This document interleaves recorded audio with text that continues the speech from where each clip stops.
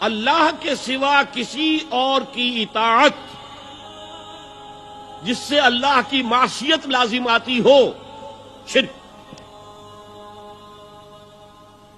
لا طاعت لمخلوق فی معصیت الخالق، مخلوق میں سے کسی کی اطاعت نہیں ہوگی کہ اس معاملے میں جس میں خالق کی معصیت لازم آ رہی۔ ہاں، خالق کے احکام کے اندر والدین کا حکم بھی مانو، اطاعت کرو، اساتذہ کا حکم مانو، کسی اور کو اپنا لیڈر مانا ہے اس کا حکم مانو، لیکن ناٹ بیونڈ، وہ جو سرکل ہے کتاب و سنت کا، اس سے باہر نہیں۔ لا طاعت لمخلوق فی معصیت الخالق، یہ آپ الجبرے کے فارمولے کے طور پر اپنے سامنے رکھیے، اب اسے اپلائی کیجئے۔ جیسے فارمولوں کے ذریعے سے پھر بڑے بڑے وہ سم جو ہے وہ حل کیے جاتے تھے سوالات۔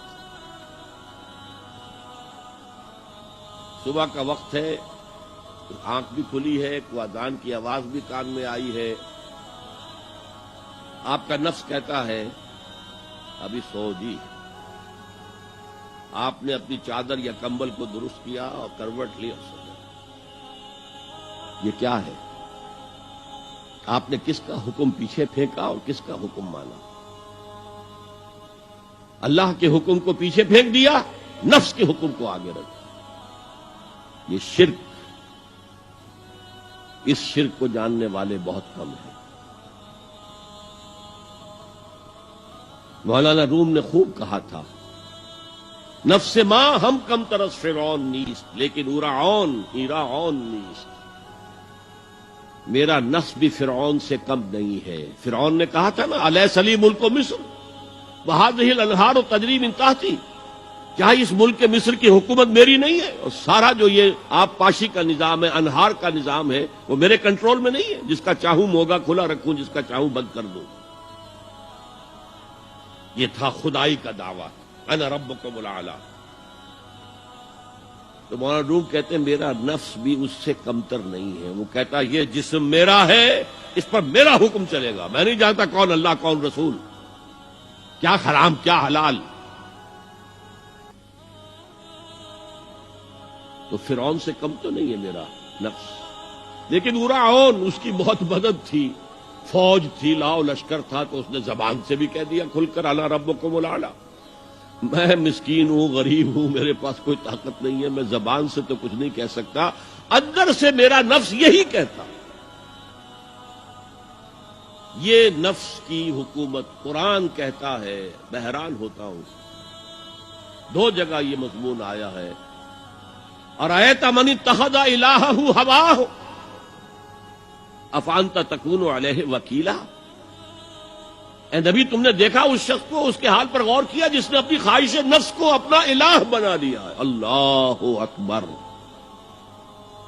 الہ، لا الہ الا اللہ، کلمہ توحید کا مرکزی لفظ یہاں آ رہا ہے، من اتخذ الہہ ہواہ، جس نے اپنی خواہش نفس کو اپنا معبود بنا لیا، الہ بنا لیا۔ افانت تکون علیہ وکیلا، کیا آپ ایسے شخص کی کوئی ذمہ داری لے سکتے ہیں؟ سود حرام ہوا کرے جی، حرام ورام، ہمارا دھندا جو ہے وہ آگے بڑھ نہیں سکتا، تو اللہ کے حکم کو پیچھے ڈالا، نفس کے تقاضے کو آگے رکھا۔ کون معبود ہے آپ کا؟ نام عبداللہ رکھیے، نام عبد الرحمن رکھیے، ہے عبد النفس، نفس کے بندے، نفس کے غلام۔ یہ میں نے یوں سمجھیے کہ جیسے میں نے ہجرت اور جہاد کی ڈیفینیشنز کی تھی۔ ہجرت کا بیس کیا ہے؟ پوچھا گیا ای الہجرت افضل یا رسول اللہ، اے اللہ کے رسول بتائیے سب سے اعلیٰ ہجرت کون سی ہے، افضل؟ فرمایا ان تہجر ما کرہ ربک، ہر اس چیز کو چھوڑ دو جو تمہارے رب کو پسند نہیں۔ آج رات ہی سے آپ ہجرت شروع کر سکتے ہیں۔ جائزہ لیجئے کیا کیا چیزیں میری زندگی میں خلاف شریعت ہے، تو اللہ کو ناپسند ہے، فیصلہ کیجئے کہ آج کے بعد نہیں ہوگی، ہجرت شروع ہو گئی، افضل الہجرہ، سب سے افضل ہجرت شروع ہو گئی۔ لیکن ٹاپ پر لے جائیے تو یہ ہجرت جب اللہ کے دین کو قائم کرنے کی جدوجہد اس مرحلے پر آ جائے کہ اب باطل کے ساتھ ٹکراؤ ہے اور اب چاہیے کہ ساری قوت ایک مرکز پر جمع ہو جائے، ہجرت فرض کر دی گئی، وہ ہجرت گھر بار چھوڑ کر، اہل و عیال کو چھوڑ کر، اور مکے کے بھیڑیوں کے رحم و کرم پر چھوڑ کر اپنے گھر والوں کو جو لوگ ہجرت کر کے آئے، حکم تھا۔ ہجرت مدینہ فرض تھی، ہجرت حبشہ فرض نہیں تھی، صرف اجازت تھی کہ جن سے سختیاں نہیں جھیلی جا رہی مزید وہ چلے جائیں۔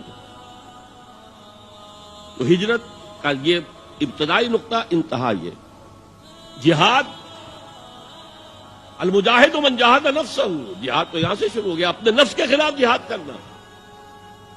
صبح نفس نے کہا ابھی سو جاؤ، آپ نے نفس کی بات کو رد کیا، اپنا کمبل اٹھا کے پھینکا، اٹھے، وضو کیا، نماز کے لیے آپ مسجد چل دیے، آپ نے جہاد کیا نفس کے خلاف۔ یہ افضل الجہاد ہے، اور سب سے چوٹی اوپر یہ ہے کہ جب وہ حق و باطل کی جنگ ہو تو جان ہتھیلی پر رکھ کر میدان میں حاضر ہو جاؤ۔